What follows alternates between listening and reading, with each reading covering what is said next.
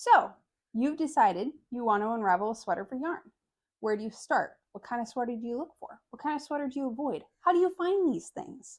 These are all questions I had when I started, and I definitely made some mistakes to get there because I didn't do enough research or there wasn't enough information out there for me to know these things. So I thought it would be nice to put together a guide before you go out and buy a sweater to unravel and give you a little information on what you should be looking for and what you should be avoiding. I'll start with what you should be looking for. And just, a lot of these things aren't hard and fast rules. There are definitely some that you should absolutely stick to, and I'll make those clear. But some of these are more of what I would recommend in this process and what's worth it. The first thing is predominantly natural fibers. By natural fibers, I mean wool, cashmere, alpaca, cotton, linen, not man-made fibers like acrylic and polyester. Absolutely, can you unravel those yarns? Yes, you can. I find that they tend to stick together more. They're really grippy, and when they get sort of felted together, the way they pull apart is not nice. For those reasons, and also because the reason I do this is to have a higher quality yarn than I could generally afford if I was buying it commercially. So that is my recommendation. I usually aim for 5% or less of man-made fibers. If there's a little bit in there, it's not the end of the world. It's when it's a small amount, just like a sock yarn, they recommend you have a little nylon in it. That's to make it a little more sturdy, a little more hard wearing, and that's not the end of the world. The next thing is pretty important, and that is yarn that is thick enough to actually knit with. Well, I'm not saying you can't buy a pretty thin lightweight sweater and yarn to unravel and hold with something else. It's going to be a lot harder to unravel. It's going to be more likely to break while you're unraveling it, and I think it's going to be harder to use generally. I look for yarns I can use single ply, or not plies, held single. Sometimes I'll pick up a mohair to hold with it just because I've spent so little on that fiber, I can actually afford to do that. So the main cost is coming from the mohair for the sweater. But generally speaking, I'd aim for something that is a thick enough weight. You may want to carry a little gauge counter or something like that with you so you can check a sweater.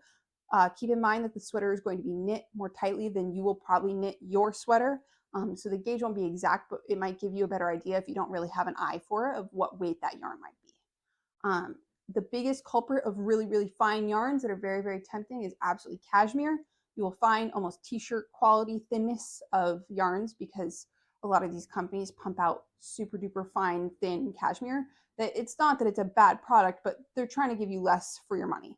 They can charge you a couple $100s and give you a super thin cashmere sweater, and they've hardly used any product to make it. Those are going to be a lot harder to unravel. Honestly, they kind of tend to be in funny colors sometimes, so they might be harder to use. It depends on what you're looking for, but I just wouldn't recommend really fine yarns. The next thing is, kind of goes along with this, is plied yarns. I'd look for plied yarns.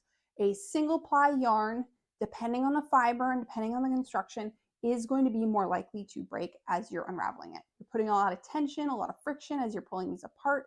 And you want to make sure that it's something that's not going to break every couple yards, because one, that'll be a pain in the butt, and two, you might not want to use it. And then what have you done? You've just pulled apart a sweater for no reason. Not to say that there are no single ply yarns that won't stay together, and that there's no plied yarns that will stay together, or plied yarns that will not fall apart. But I'd look for probably something that's a little tighter in ply at least, or plied at all. I think that'll give you a better shot of having a usable product in the end. It'll be probably easier to knit up with too. Definitely plant fibers that are more brittle, like cotton. If it is a single ply, would for sure avoid. I've done that and it's just broken apart and has been just a totally worthless exercise. So I would for sure avoid those. The fiber is just not as strong. The staples might not be as long. The staple is the fiber length within it, and it'll just break apart. So I would look for applied yarn. The next thing is garment knit in panels. So there's two ways that they can knit up a sweater commercially. The first is you can knit up panels and then they get seamed together to form your sweater. So it's like knitting a hand knit sweater in panels. You're knitting the front, you're knitting the back, you're knitting the arms, and you're all sewing it together, and then maybe you add the collar afterwards. The other way that they can knit up a sweater commercially is they just knit a big long strip of fabric, just like a bolt of fabric. And they cut those and they just sew them up with a serger. So what you're looking for is a sweater that is knit in panels. You will know that it is not knit in panels if it has a serged hem, like, or inseam. If it's serged, that means they've sewn it together. If you can even manage to get those apart nicely, what you'll find is that each row will come off individually as a strand, and you'd have to tie each and every one of those strands together to get one continuous strand of yarn.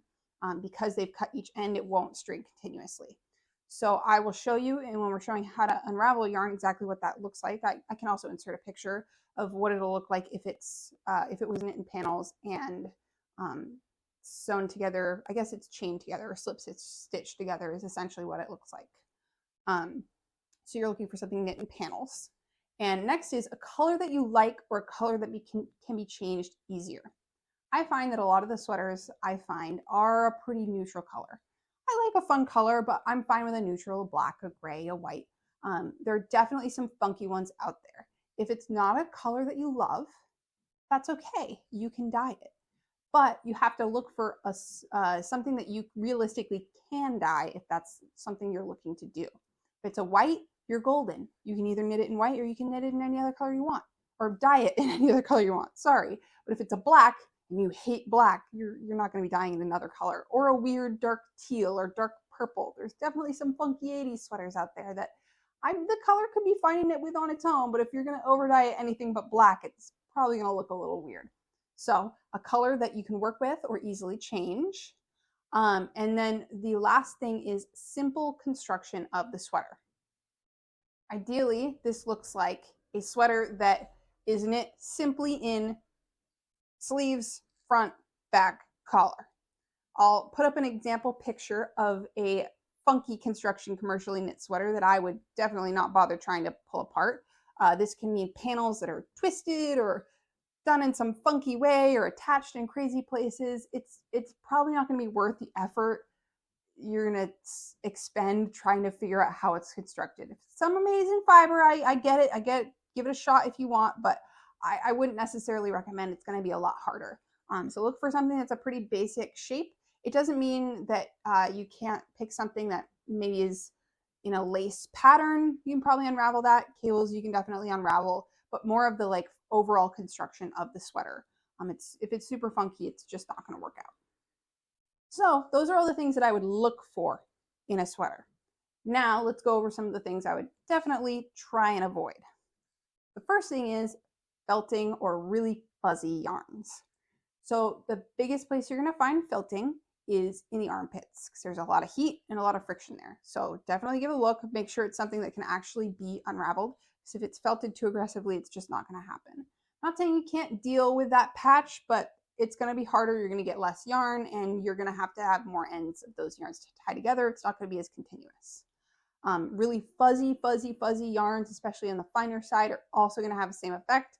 They're going to be impossible to pull apart. You may find this with a mohair content or sometimes cashmere. You're going to have to look at it and decide, especially if you stretch it a little bit, if it looks like the fibers are really individual enough that you could pull them apart, or if they look just too enmeshed together. So avoid felting or ultra fuzzy yarns. The next is holes. So if you find a sweater with 1 or 2 holes, not a big deal. But if it looks like a tear, you're probably fine. If it looks like moth holes, you're probably not fine. Where there are 1 or 2, there's probably going to be more. If you find something and you're not sure, I definitely pull at it in a bunch of other places and see if it's going to start breaking apart more, and check to see if there's any really spots that look degraded and they might not be as thick of a fiber as it used to be, because if it's really moth eaten, you might not always be able to tell at the beginning, and once you start pulling it apart, it's just going to come apart in chunks.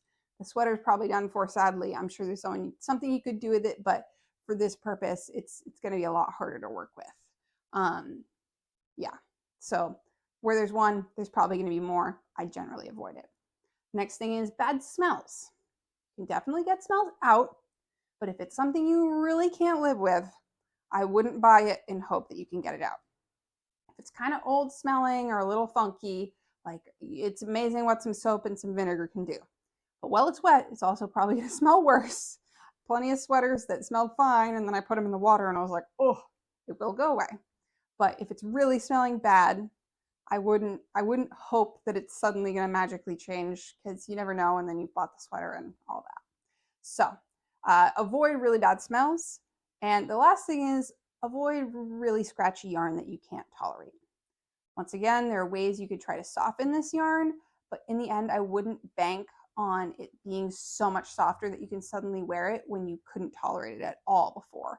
A lot of these like older wool sweaters are knit with really, really rustic yarns, and they're really beautiful, but they're just not realistic for you or me maybe to knit a sweater with. Something like this it's got a little bit of scratch to it, but I'm fine with it. Wear a shirt under it and I'm totally okay. But something that's really, really got that itchy factor, don't bank on it being fine, or find something else you could knit with, knit it into like an accessory. Just don't expect it to be a skin to skin thing.